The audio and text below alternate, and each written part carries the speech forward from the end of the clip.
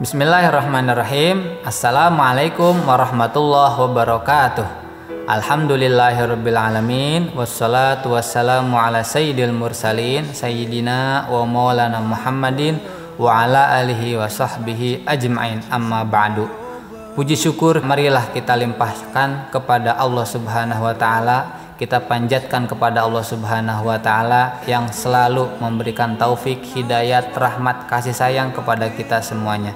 Salawat dan salam marilah kita limpah curahkan, kita sampaikan kepada baginda Nabi besar Muhammad sallallahu alaihi wasallam. Dalam video kali ini kita akan membahas tentang Maulid Nabi besar Muhammad sallallahu alaihi wasallam. Kita akan bertanya jawab mengenai Maulid Nabi besar Muhammad sallallahu alaihi wasallam. Mudah-mudahan dalam video kali ini kita diberikan pemahaman yang baik tentang Maulid Nabi dan tentang Nabi Muhammad sallallahu alaihi wasallam, Nabi yang sangat mulia, Nabi kita semuanya. Sebelum itu kita mulai, marilah kita membacakan salawat terlebih dahulu. Ya Nabi, salam alaika. Ya Rasul, salam alaika. Ya Habib, salam alaika. Salawatullah alaika. Alhamdulillahirrabbilalamin, kita sudah sekali salawat. Mudah-mudahan salawat kita dijawab oleh Nabi Muhammad sallallahu alaihi wasallam. Baik anak-anakku, marilah kita ikuti video ini. Kita akan mulai dari pertanyaan yang pertama.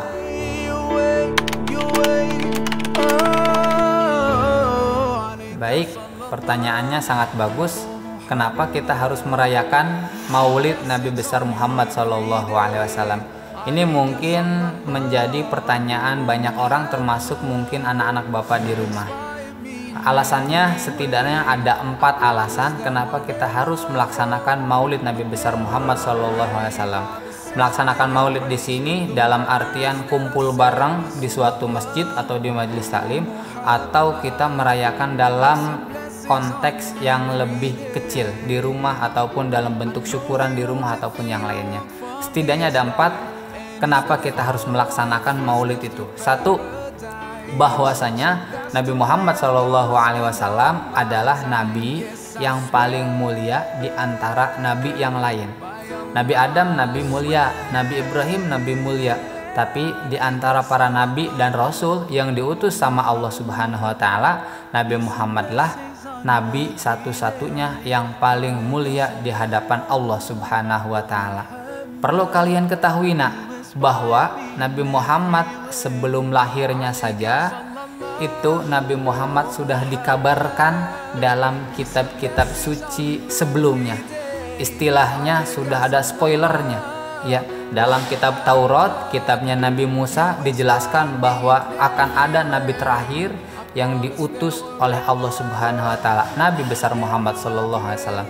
Dalam kitab Zabur, dalam kitab Injil pun sama. Nah, dengan kata lain, Allah Subhanahu wa taala ingin mengumumkan kepada semua umat manusia bahwa perlu kalian ketahui, nanti di akhir zaman ada nabi yang akan lahir, dan nabi itu akan diangkat menjadi seorang rasul, menjadi penutup para rasul, dan itulah dia Nabi Muhammad, nabi akhir zaman yang paling mulia di antara nabi-nabi yang lainnya. Itu alasan yang pertama. Yang kedua, kenapa kita harus melakukan Maulid? Karena Nabi Muhammad sendiri melakukannya. Orang yang pertama merayakan Maulid Nabi Muhammad SAW adalah Nabi besar Muhammad SAW. Merayakan ulang tahunnya, Nabi Muhammad duluan yang paling pertama merayakannya. Itu tercermin dalam sebuah hadis. Nabi Muhammad pernah mengatakan, kenapa di hari Senin itu aku berpuasa? Alasannya 2. Salah satu alasannya yaitu karena di hari Senin itulah aku dilahirkan. Makanya Nabi Muhammad merayakan hari kelahirannya dengan berpuasa di hari Senin. Itu alasan yang kedua. Apa alasan yang ketiga? Alasan yang ketiga adalah dulu ada seorang khalifah yang taat, yang patuh, yang soleh. Namanya Khalifah Salahuddin Al-Ayyubi dari dinasti Ayyubiyah yang ada di Tikrit, Irak. Beliau adalah pemimpin negara di sana. Beliau sengaja melakukan maulid secara besar-besaran, mengundang para alim ulama di daerah setempat di situ, merayakan maulid besar-besaran. Tujuannya untuk membakar api semangat para mujahidin, para pejuang-pejuang perang yang waktu itu sedang berperang melawan orang-orang kafir yang disebut dengan perang salib. Waktu itu umat Islam mungkin mengalami kelemahan, mengalami motivasi yang turun. Tapi setelah Salahuddin Al-Ayyubi melakukan maulid dan kemudian mengisahkan tentang perjuangan Nabi besar Muhammad SAW, prajurit-prajurit itu bangkit lagi semangatnya berkobar kembali, terbakar kembali, dan akhirnya perang salib dimenangkan. Dan yang keempat, alasan kenapa kita harus merayakan maulid Nabi besar Muhammad SAW, karena umat Islam di zaman sekarang ini masih sangat kurang dalam mengenal sosok Nabi besar Muhammad SAW. Mereka lebih senang mengenal, lebih hafal untuk mengenali para artis-artis, para pemain-pemain bola favoritnya. Mereka tahu namanya, mereka tahu di mana klubnya, mereka tahu di mana rumahnya, mereka tahu di mana berapa gajinya. Sementara Nabi Muhammad, Nabi yang terakhir, nabinya sendiri, dia nggak tahu nasabnya, dia nggak tahu siapa orang tuanya, dia nggak tahu perjuangannya. Nah, itulah kenapa kita harus melaksanakan Maulid Nabi besar Muhammad Sallallahu Alaihi Wasallam. Yes, I swear by Allah, I swear. Oke, Nabi Muhammad itu kayak gimana?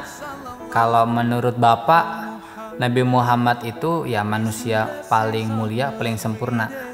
Karena kan dipilih sama Allah ya. Kalau yang orang-orang yang dipilih ya pasti orang-orang yang sudah melalui seleksi yang sangat ketat begitu. Dan yang paling terpilih adalah orang yang paling spesial, berarti begitu. Nah, Nabi Muhammad dipilih sebagai nabi terakhir. Oh, pasti lebih spesial daripada nabi yang lainnya, lebih istimewa dan lebih sempurna daripada nabi-nabi yang lainnya. Oke. Kalau tentang Nabi Muhammad SAW, setidaknya Bapak ingin mengutarakan dua pendapat dari tokoh non-muslim. Nah, kalau dari tokoh Islam udah biasa. Kalau dari tokoh non-muslim nih, mereka enggak membaca sholawat, mereka enggak beriman kepada Nabi Muhammad, tapi orang-orang ini mengakui bahwa Nabi Muhammad itu adalah nabi yang sangat istimewa dan sangat spesial. Yang pertama adalah tokoh dari sastrawan Jerman, Goethe namanya. Itu. Dia bilang apa? Di dunia Eropa, saya belum pernah menemukan seorang tokoh yang lebih sempurna, yang kesempurnaannya melebihi Nabi Muhammad SAW. Kata beliau begitu tuh.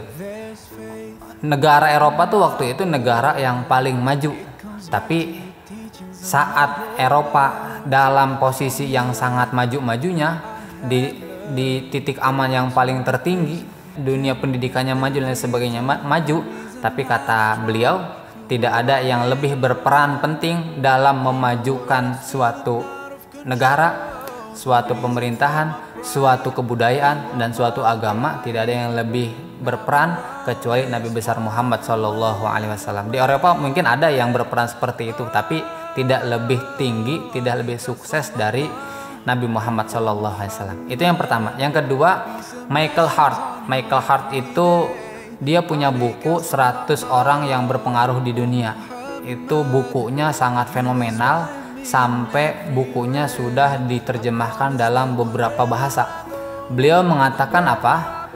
Saya harus memilih Nabi Muhammad SAW sebagai orang yang sangat berpengaruh paling pertama di antara 99 yang lainnya, tokoh yang lainnya. Beliau mengatakan seperti itu. Kenapa beliau mengatakan seperti itu?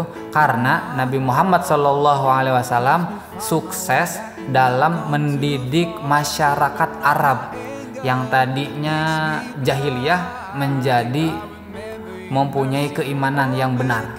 Bukan hanya dalam sisi religiusnya, tetapi dalam sisi pemerintahannya, dalam sisi ekonominya, Nabi Muhammad SAW sukses mengangkat derajat orang-orang di sana menjadi orang-orang yang sukses. Itu berkat Nabi Muhammad SAW. Pantas Michael Hart menempatkan Nabi Muhammad di posisi number one, nomor 1. Begitu. Alaika sallallahu Muhammad, you inspire